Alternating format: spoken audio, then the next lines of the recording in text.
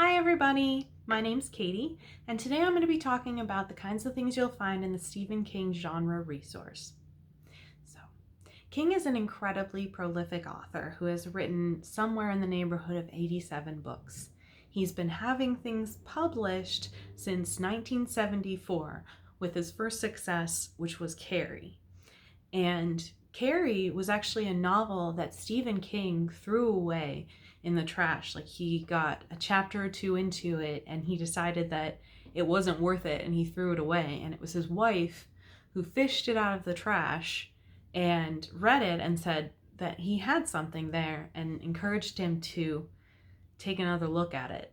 And if she hadn't, who knows? You know what I mean? If he would be anywhere near the household name that he is today. It's hard to say.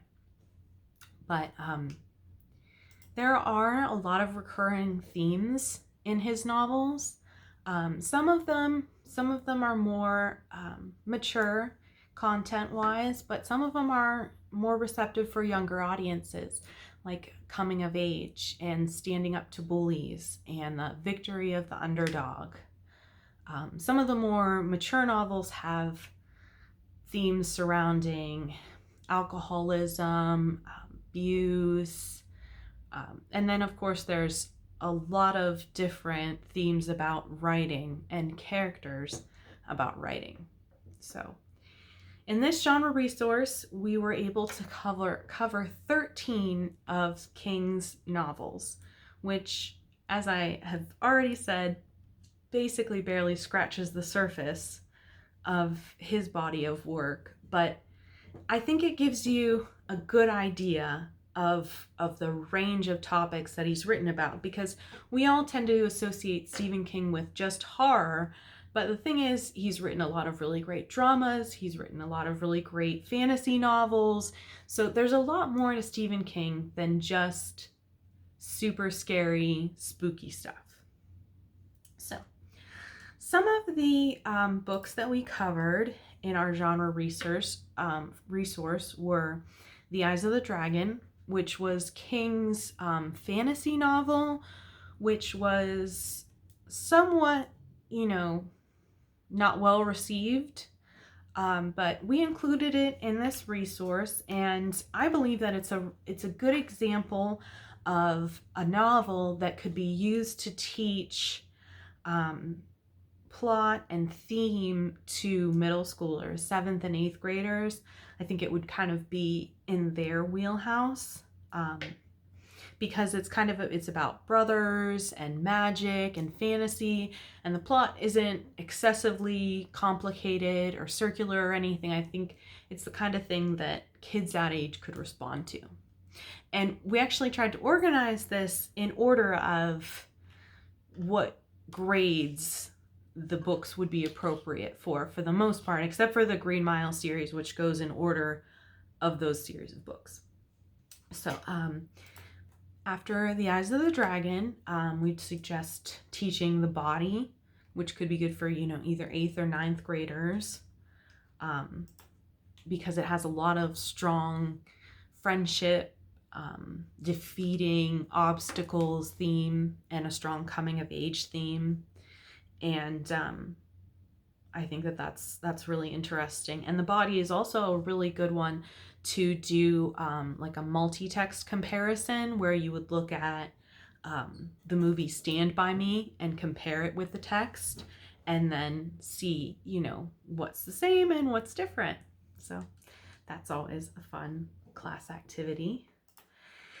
And we also included Carrie, which is a really powerful novel about bullying and about the effects of being isolated and being put down and everything. And I think that would be a really interesting topic to explore in like early high school, in 9th and 10th grade.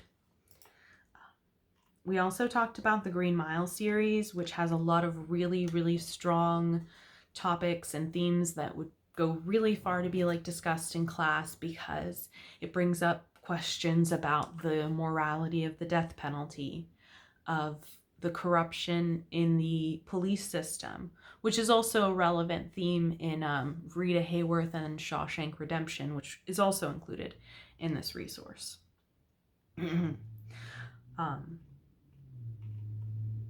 We also included The Shining, which is a really epic novel. It's pretty long and definitely one that I would reserve for more later on in high school years, because it's got some intense language and some intense violence, like domestic violence and that sort of thing that can be difficult for people to read. So definitely one that I would save until like a later grade, if you were teaching a later grade.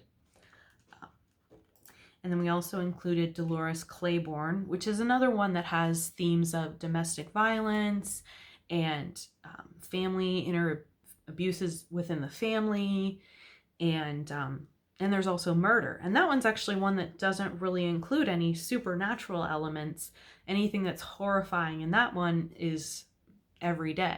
And the same actually goes for Misery. There's not any supernatural element in Misery. Everything that's horrifying that happens in Misery is something that could happen anywhere. You know what I mean? Because it's about a crazed fan kidnapping this author that she idolizes and then holding him hostage and breaking down his mental sanity and his character and everything. And so it's very fascinating, but it's definitely also one of those that would be reserved for the 11th through 12th graders, because it's got some very, very intense and graphic violence. And that's another one, of course, that you could compare to the movie, which is something that applies to almost every novel in this resource, except for The Eyes of the Dragon, which has never been adapted to film or television. And of course, all 6 of the Green Mile novels are condensed in one in the movie, which is probably why the movie is 2.5, almost 3 hours long. But it's a really amazing movie, and that's another one that's a really intense one and fun to compare the written version of the text with the film version of the text. So that's one of the best things about Stephen King as a genre, is that you can do that with a lot of different things. And you can even, in a lot of cases, compare multiple adaptations to a text. So that's something that's interesting. So the sort of lesson plans that we put together, one of them is asks students to analyze multiple interpretations of a story, drama, or poetry. And then the target would be to, just like we were talking about a second ago, to compare and contrast King's version of Misery with the film version and discuss the differences. Because Kathy Bates' character, Annie Wilkes, is actually much more brutal in the book than she is in the movie. It's kind of shocking. But I digress. We also thought it would be interesting to identify and analyze the allusions to 1001 Nights within Misery and examine their effectiveness. And then I think I should go over maybe some of the instructional strategies and assessment ideas, and then try to wrap it up, because I know that this is a little long, but really there's a lot here and we barely scratched the surface. So, well, I definitely like that there's a lot of different adaptations that you can compare to. There's more than one adaptation of Carrie. There's more than one adaptation of The Shining, especially if you count Dr. Sleep, which is technically the sequel to The Shining, but the film does a really nice job of connecting the book The Shining with the film The Shining. So it's very interesting to see how they all interact together. It would be for a more mature audience later on in high school, definitely like juniors or seniors, but it would be very interesting. Well,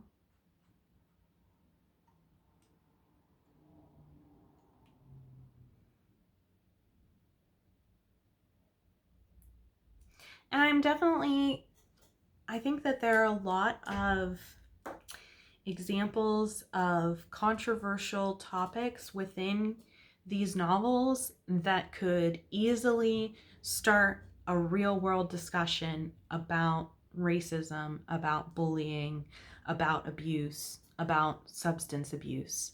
And I think that that could help students understand how we bridge reading fiction and analytical and argumentative writing, because you can, you know what I mean, make claims and support them with fiction writing and analyze some really heavy subjects. And I think that that's a lot of what we find here is some really heavy subjects with good topic, like that give you a good in to be talking to young people about these problems and being able to solve them. So that is pretty much all I have for you guys.